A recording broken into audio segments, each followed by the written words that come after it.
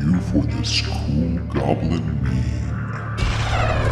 Doing retopology is kind of like being in class after your teacher just got divorced and things are starting to get uncomfortable because they've still not passed out any assignments and it's just been them crying at their desk for 35 minutes.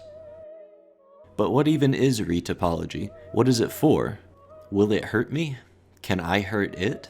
Retopology is the unwanted child of three-dimensional digital art and communist propaganda, where you must spend a concerning amount of time carefully redesigning your entire character from the ground up, taking an afternoon to multiple days depending on your level of intoxication.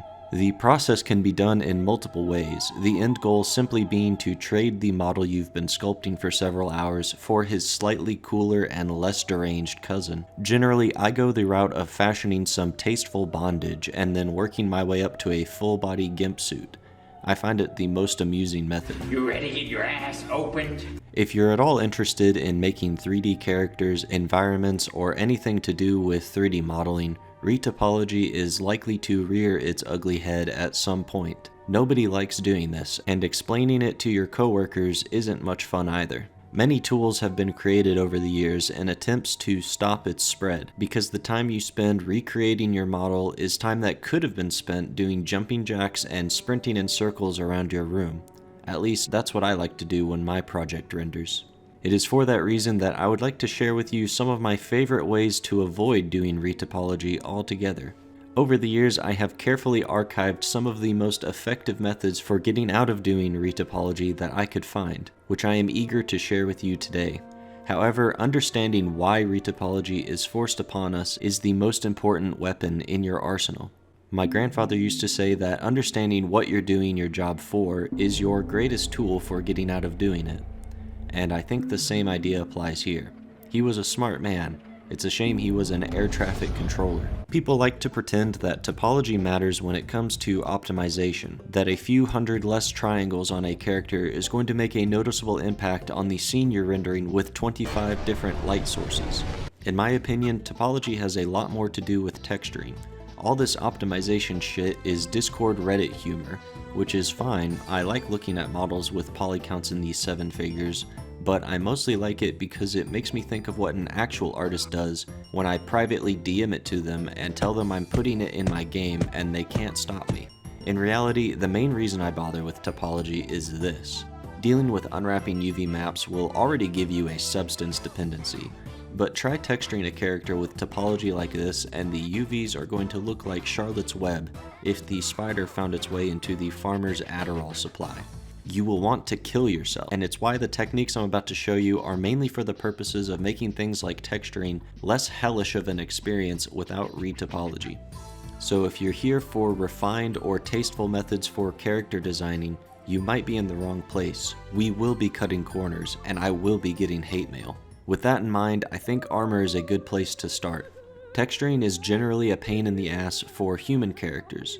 Most people know what a human looks like, and it's easy to set off red flags in a person's mind when something is off about a human character. Humans are fluid shapes, which require decent enough topology for deforming and texturing. An excellent way to understand this is to go to your local Walmart and follow people around without their approval. This method is good for getting a better understanding of how a living creature moves in a three-dimensional space. And once you understand the human body and the general problem areas when it comes to 3D design, you can effectively use armor to make your life a lot easier. Armor and clothing can be used to cover up parts of the body that tend to give beginner artists a lot more trouble. For example, aunts and uncles watching the video, load up one of your favorite early 2000s games and take a gander at some of the human character models. You're likely to see a lot of helmets or other apparel conveniently covering up characters' ears. This is because designing ears is tier 3 esoteric knowledge, and it's only gotten more complicated since the days of adding a few polygons and a blurry photo of lasagna. There are some tools out there for quickly sculpting high-quality ears, however, good luck navigating the convoluted mechanics of ear redesigning when it's time for retopology. As you learn to design characters, you will quickly notice your strengths and your weaknesses, and as your characters get more complicated, having areas you don't have to worry about will make things significantly less depressing. I was once modeling some strange ferret creature that I had a dream about. I didn't really feel like creating legs for him, so I literally just fused robot legs where his feet should have been and called it a day. Armor and clothing also have the benefit of letting you divide your character into discernible areas. Like dissolving a dead body, it's much easier to work with one that's in multiple pieces. When redesigning a character, the endgame is likely going to involve marking seams with these funny blue light strips, like they're from Tron Legacy, so that you can divide your UV map in ways that are comprehensible to the 3D artist's mind. With armor, these seam points can be carefully hidden, allowing for much more haphazard approaches to unwrapping UVs. If you're feeling particularly lazy, when you have a character that's mostly armor, you can easily take the body underneath and apply a completely black texture to it. With this method, a character with unhinged topology is effectively indiscernible from one that has been retopologized. I'd give armor an 8 out of 10 on the avoiding work scale. Staple everyday objects onto your character and start cutting him into pieces to the dismay of 3D artists everywhere. It's fantastic. If dudes in armor isn't really your style though, I of course have other options. Another ancient technique of the trade is just making shit up as you go along. And by that I mean, when a character design is your own, much like having a child, you get to decide what they have and what they go without. Aliens in video games are a good example of this. Many look more interesting and complex than their human counterparts, but this is a ruse that only works on weak-minded beta males and never on true Goblin patriots. Aliens are in fact always designed to be less complex than humans to make the workload easier for artists. It's a known fact, and if you dispute me in the comments, you will be added to the community sus list. Classic missing features of aliens in video games include ears, hair, feet, dicks, more than 5 fingers, noses, and many more. These missing features are a good chance for you to add unique attributes to your character instead of boring-ass human features. Fun fact, if you don't like the way someone's face looks, you can drill a basketball-sized hole into their head. And this also applies to character modeling. Unorthodox character designs are a fan favorite for independent devs to avoid geometry that gives them trouble while also making something that stands out. This is partly because it usually involves sculpting, which is objectively the best way to model something, but also because they don't really have much to compare to and are therefore impervious to critical analysis. My new character has bad topology, you say? Well, of course he does. I was watching live leak videos as inspiration while I modeled him. If you don't like modeling hands, your character can have as many fingers as you want, or just cut them off entirely. If you'd like to avoid making your characters flesh and blood altogether, then making them entirely robots is also a good option. Robots generally lend themselves to being made with pretty basic shapes, and can often be achieved with minimal texture work, depending on your level of detail. If you're developing a video game, they also have the benefit of easily breaking into multiple pieces, which leads to a lot of great game mechanic potential. Like in the game Metal Arms, where inspired by the lived experiences of the staff at Swinging Ape Studios, enemies lose function of their limbs and shit themselves whenever you shoot them. Human characters with this mechanic are highly satisfying, but it can prove to be difficult to implement, and live human testing at proper Goblin headquarters got the whole research division shut down by the United States government. We did manage to get it into Rat Smasher before it was shut down though. If you're dead set on making a character model, but like me, you're also extraordinarily lazy, I have one last trick up my sleeve for you. In Blender, there's this funny little option called the Project from View button, which will create a comical your character shaped UV map, which you can easily move around to texture it how you want. I like to use this to quickly take screenshots of strangers on Discord and apply it to a pre-made 3D head and show it to them. I got Buddy Wabbits. I like Yellow that. one, Not affect me anymore. You avert your eyes to my screen real quick.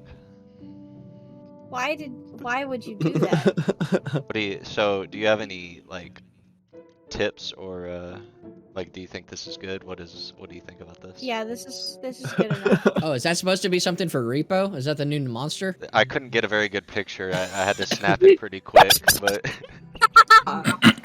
Why is there a 3D model of my face?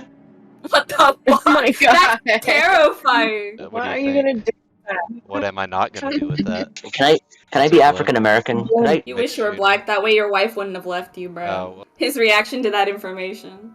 Why do you have a picture of him on your phone? This is your reaction to that information. How often do you people spend in this server? You put me in Blender, please. Buddy.